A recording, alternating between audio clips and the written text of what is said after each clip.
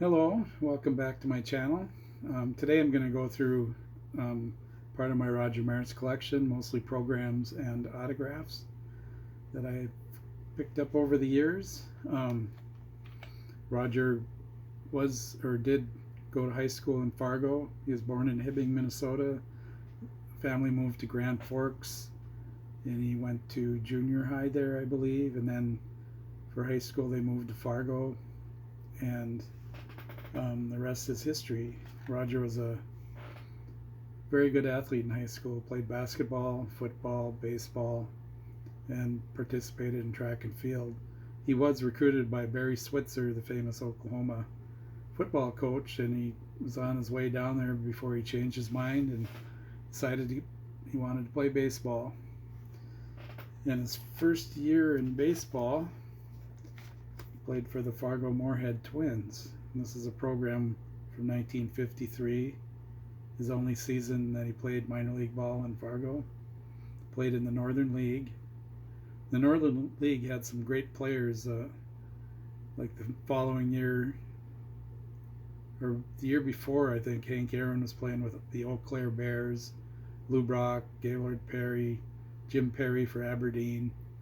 There's a lot of great players. Willie Stargell played for Grand Forks. So it wasn't unusual to see some great players, and I got the roster here. Looks like Ozzie Virgil was on the St. Cloud Rocks team. You can see Roger on the Fargo Moorhead Twins. Frank Gravino was the big home run hitter. He could hit 50 in a season. I guess he just couldn't pick up the fastball in the major leagues. And I also have my second Fargo Moorhead Twins program. They're just really hard to find, and I'm just glad to be able to find a couple of them. And here's another stop on the way up, Roger Maris with the Reading Indians. The year before, Rocky Colavino had played. This is 1955. Roger also played with Tulsa Oilers and the Keokuk team in Iowa. I hope I said that right.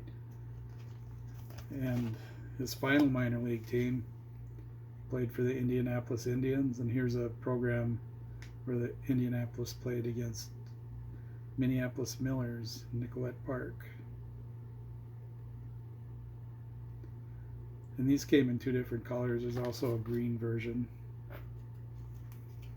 Here's 1957 Kansas City A's program against the Cleveland Indians with Roger Maris.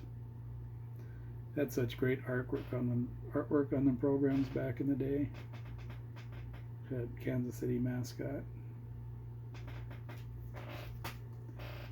And to go along with it, there's 1958 Kansas City with Roger on the Kansas City team. And this program has Roger's 30th Major League home run. And look at that elephant on the rocket ship there.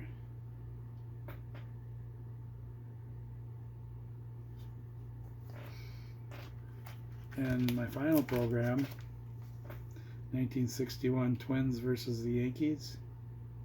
First year of the Twins. Of course, Roger and Mickey had the big home run race in 1961. Roger did hit 61 home runs after his 10th game.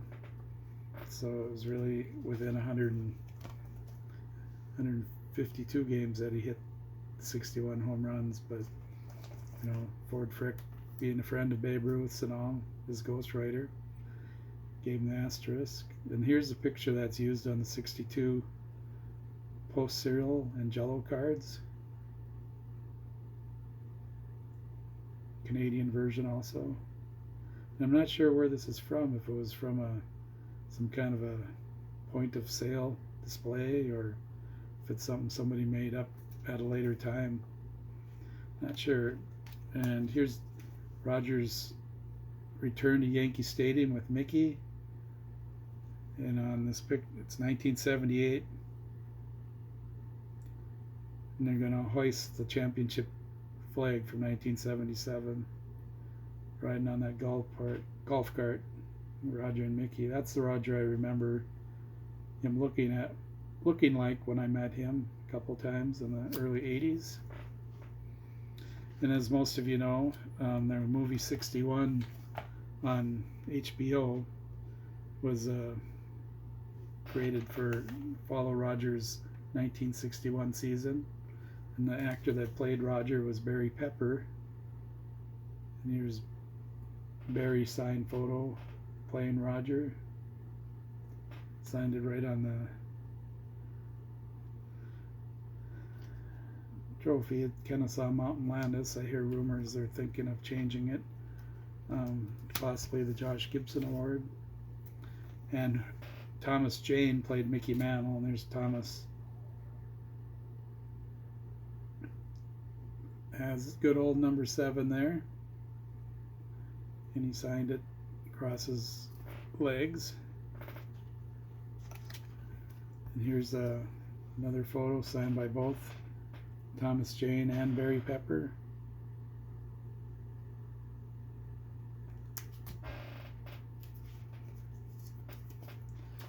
Here's a movie still that's signed by Thomas Jane and Barry Pepper below, and Paul Borghese, who played Yogi Berra, Standing by Yogi. And that's Paul's autograph there.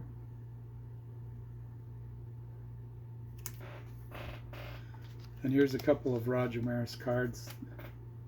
This one was given out for the 50th anniversary at a Fargo Moorhead Red Hawks game just a few years ago, 50th anniversary. And this is one that was given out, black and white, was given out at the museum the day Roger was there to open the museum. And you'll see a lot of cards that are signed by Roger. My dad happened to be in the museum one day, and there was Clete Boyer and Bobby Richardson looking at Roger's museum, so my dad had them sign the back of that card.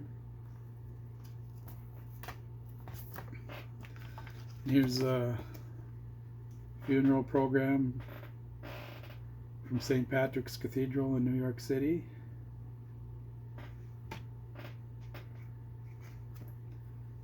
And take a look at if you can read that.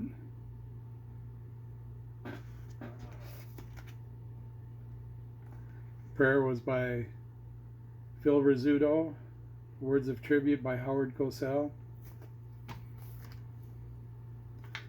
And here's my in-person autograph right there.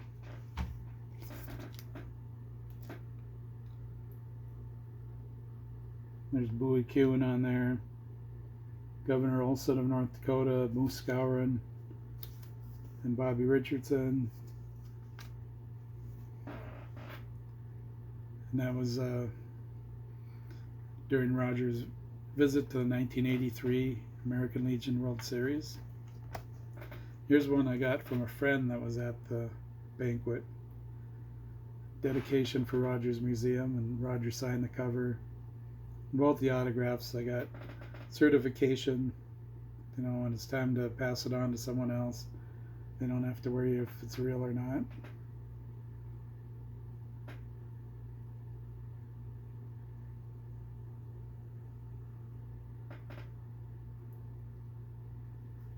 I'd like to thank everybody for watching, and hope you enjoyed looking at some of my Roger Maris items that aren't cards. I really had a fun time looking for them, hunting them down. It was great meeting Roger Maris and Bowie Kuhn, Bobby Richardson. Met a lot of the old Yankees. It was always a great time going to the Roger Maris golf tournament. I think the last person I met was Johnny Bench, and said he can still hold 7 baseballs in his hand. He's a good guy. He walked around the card show I was at and talked to everybody a little bit. So, great guy. Thank you everybody for watching, and